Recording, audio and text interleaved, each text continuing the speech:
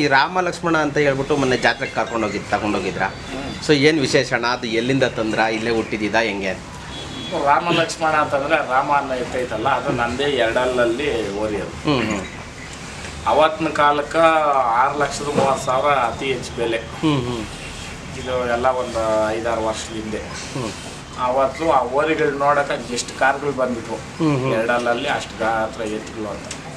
ಅದ್ರ ಜೊತೆ ಇನ್ನ ಒಂದು ಎತ್ತಿತ್ತು, ಲಕ್ಷ್ಮಣ ಅನ್ನೋ ಇತ್ತು. ಅದನ್ನ ಒಂದನ್ನೇನೆ ಅವತ್ತಿನ ಕಾಲಕ್ಕೆ 3.25 ಲಕ್ಷಕ್ಕೆ ತಿಮ್ಮನಕೊಪ್ಪಿ ಕೃಷ್ಣಪ್ಪನ ಕೊಟ್ಟಿದ್ವಿ.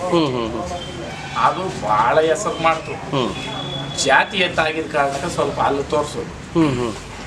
ಈ ಜಾತಿ ಎತ್ತು ಜಾಸ್ತಿ ಸಾರಂಗದ ಕತ್ತಿರೋ ಎತ್ಕ ಇದು ಇದಲ್ಲ ಪಟ್ಟೆ. ಹೌದು ಅಲ್ಲಣ್ಣ, ಈ ಗಂಡದೋಗ್ಲಿರಲ್ಲ, ಅದೇನಾದ ಫುಲ್ ಎಲ್ದು ಬಿಡ್ತದೆ ಮೇದವಾಗ.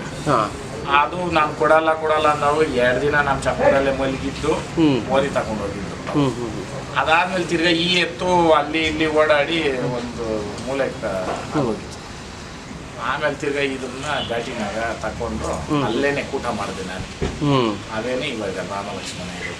ಅವತ್ತು ಅಲ್ಲೇ ತಕೊಂಡು ಅದೊಂದು ಇದೊಂದು ತಕೊಂಡು ಊಟ ಮಾಡ್ಕೊಂಡು ರಾಮ ಲಕ್ಷ್ಮಣ ಒಂದು 3 ವರ್ಷದಿಂದ ನಮ್ಮ ಮನೆಗೆ.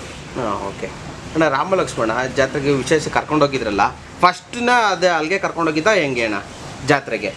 ಫಸ್ಟ್ ನಾನು ಘಾಟಿನಾಗ ತೆಗೆದು ಬೆಂಗಳೂರು ವಿಜಯನಗರ ನಮ್ಮ ಹರೀಶ್ ಅಣ್ಣವರು ಅಣ್ಣ ಮುಂದೆ ಉತ್ಸವ ಮಾಡಿದ್ರು.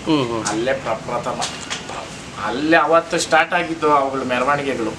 ಇವತ್ತವರೆಗೂ ನಿಂತಿಲ್ಲ. ಅವು ಹೋಗದಿರೋ ಇರೋ ಊರುಗಳೇ ಇಲ್ಲ ಅನ್ಕೊಳ್ರಿ, ಅಷ್ಟು ಓಡಾಡವೆ. ಇವಾಗ ತಿರ್ಗಾ ಹಾಸನಕ್ಕೆ ಹೋಗ್ತಾವೆ ಇವಾಗ.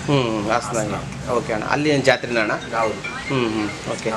ಗೃಹ ಪ್ರವೇಶಗಳು, ಮದುವೆಗಳು, ಹೊಸೂರ್ಗೆ ಹೋಗವೆ, ತಮಿಳ್ನಾಡಿಗೆ ಹೋಗವೆ, ಸುಮಾರು ಜಾಗಗಳಿಗೆ ಹೋಗವೆ. ಓಕೆ.